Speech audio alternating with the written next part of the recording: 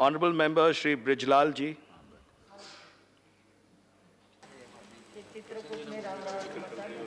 Sir कितने minute का समय मेरे पास है? 10 मिनट है।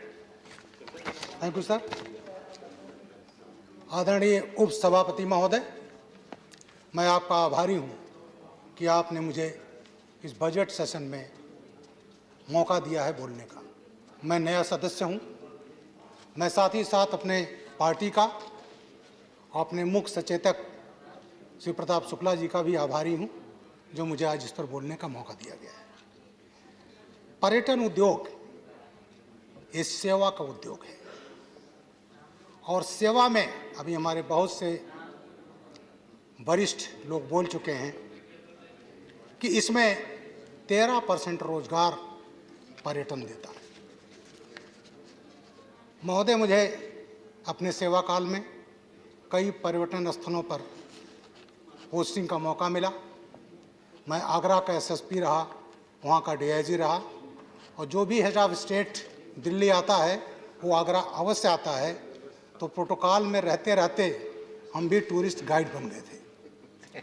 आगरा में जो होटल का चेन है, आगरा के लोगों की जो जीविका है वो पर्यटन पर है, और इसी से अंदाज़ा लगा सकता है कि पर्यटन का कितना बड़ा महत्व है हमारे जीडीपी में, हमारे रोजी रोजगार में। महोदय, विश्व यात्रा और पर्यटन परिषद ने फोरकास्ट किया था कि 2018 में भारत विश्व का सबसे ज़्यादा आकर्षण वाला केंद्र बनेगा पर्यटन के हिसाब से। वो अलग बात रही कि बीच में कोविड आया, उसका एक सेटबैक हुआ, लेकिन जिस तरह से मौजूदा भारतीय जनता पार्टी की सरकार टूरिज़्म इंडस्ट्री पर ध्यान दे रही है, विकास कर रही है, ये अचीवमेंट हम जल्दी प्राप्त करेंगे। माननीय शुक्ला जी ने कहा जल्दी हम नंबर 1 पर आएंगे, वो दिन बहुत दूर नहीं है।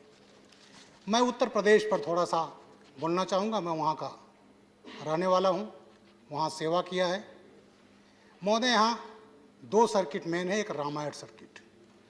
रामायण सर्किट में माननीय शुक्ला जी अभी काफ़ी विस्तार से बोल चुके हैं, उसमें हमें बहुत ज़्यादा कुछ ऐड नहीं करना है। मैं ये चीज़ बताना चाहूँगा कि वहाँ पर महंत जोगी आदित्यनाथ जी, हमारे मुख्यमंत्री ने सरयू नदी के किनारे 251 मीटर ऊंचा भगवान राम की भव्य मूर्ति बन रही है, विश्व की सबसे बड़ी मूर्ति। चाइना में भगवान बुद्ध का मंदिर है 208 मीटर, और अयोध्या में सरयू के किनारे 251 मीटर। उसका पेडेस्टल जो है, आधार है, वो 50 मीटर ऊंचा है। उसको जोड़ लीजिए तो 301 मीटर। अयोध्या का जिस तरह से विकास हो रहा है, जिस तरह से नई अयोध्या बन रही है, वो केवल देश नहीं विदेश में आकर्षण का केंद्र होगा। धार्मिक पर्यटन के साथ लोगों को एक ऐसा शहर देखने को मिलेगा जो धर्म के हिसाब से, पर्यटन के हिसाब से, सबके हिसाब से बहुत ही उच्च कोटि का होगा। शुक्ला जी ने अभी बनारस का निर्माण किया। मैं बनारस में भी तैनात रहा हूँ। हम जब जाते थे तो भगवान विश्वनाथ के दर्शन जरूर करते थे। पतली पतली गलियों से निकलते थे, और आज जाए, मैं भी गया थोड़े दिन पहले, तो बिल्कुल स्वरूप बदल गया है। तमाम जगह थी जो कुछ मकानात थे, उसको सरकार ने मुँह मांगे दाम पर ख़रीदा, और उसको करके सीधे वहाँ से गंगा जी दिखाई पड़ती हैं। तो बनारस जो विश्व पर्यटन स्थल पर, विश्व पर्यटक स्थल के रूप में उभर रहा है, वो भी बहुत भव्य होगा। अभी हमारे कुछ माननीय सदस्यों ने ये कहा कि हमने क्या किया, हम तो जो हमारे पुरखे बना गए उसी का हम लाभ ले रहे हैं। आज अयोध्या में क्या बन रहा है? स्टैच्यू ऑफ यूनिटी किसने बनाया है? भारतीय जनता पार्टी की सरकार ने बनाया है। सरदार पटेल की प्रतिमा, और ख़ासकर हम जो पुलिस बैकग्राउंड के हैं, हम लोग उनका सम्मान इतना करते हैं सरदार पटेल जी का, कि हमारी एकेडमी जो हैदराबाद में है उसका नाम ही है सरदार वल्लभ भाई Patel national police academy. Sir आपने रखा, बड़ी अच्छी बात, जिसने भी रखा, बड़ी। मैं मैं उसका स्वागत करता हूं सर। प्लीज प्लीज तो सरदार पटेल के उस पर जो स्टैच्यू ऑफ यूनिटी जो बनी वो वास्तव में दर्शनीय है। अब मैं आता हूं बुद्धिस्ट सर्किट। बुद्धिस्ट सर्किट भगवान बुद्ध जहां जहां गए, जहां जहां उनके चरण पड़े, वो सब बुद्धिस्ट सर्किट में आते हैं। चाहे बिहार का बोध गया हो, हमारे वरिष्ठ सदस्य काफी उसके बारे में बोल चुके हैं, राजगीर हो, वैशाली हो, उत्तर प्रदेश में सारनाथ हो, कुशीनगर हो, कपिलवस्तु हो, श्रावस्ती हो। मैं माननीय उड्डयन मंत्री को, माननीय नरेंद्र मोदी जी को आभार व्यक्त करना चाहता हूं कि कुशीनगर जो बुद्धिस्ट का इंटरनेशनल सेंटर है वहां जरूर आते हैं। उनका परिनिर्वाण हुआ था, वहां पर इंटरनेशनल स्तर का हवाई अड्डा भी बन गया है। महोदय, रांची में भी है बुद्धिस्ट स्थल, एक ईंट खोई जगह है, वहाँ कहते हैं भगवान बुद्ध गए थे तो महाराजा शुद्धोधन ने खोजने के लिए भेजा, वो मिले लेकिन गायब हो गए, तो उसको नाम रखा ईंट खोई, उसका नेपाली में शब्द होता है यहीं से खो गए। तो तमाम ऐसे स्थल हैं नॉर्थ ईस्ट में। आप जाइए अरुणाचल प्रदेश, मैं वहाँ भी गया हूँ सेवा काल में, और वहाँ पर तमाम मठ, मोनेस्ट्रीज, सिक्किम, ये तमाम जो बुद्ध स्थली हैं वो सब हमारे लिए बड़ी इंपॉर्टेंट हैं। उत्तर प्रदेश में मथुरा, सर मैं जब डीआईजी रेंज जागरा था तो मथुरा मेरे अंडर में था, वहाँ का म्यूजियम जाकर देखिए, बुद्धिस्ट भगवान बुद्ध की जो मूर्तियाँ हैं उससे भरा पड़ा वहाँ का म्यूजियम, और वहाँ की जो भगवान बुद्ध की मूर्तियाँ हैं उसको मथुरा शैली के नाम से जाता है। गांधार शैली, गांधार जो था जहाँ पर बामियान बुद्धा उसी क्षेत्र में था, जिसको तालिबानियों ने तोड़ दिया। महोदय, इसमें बुद्धिस्ट सर्किट में उत्तर प्रदेश में कुशीनगर बहुत अच्छा हुआ है, और तमाम विदेशी जो देश हैं बुद्ध धर्म को मानने वाले हैं, थाईलैंड, लंका, म्यांमार, उन्होंने भी मंदिर बनाए हैं। श्रावस्ती है।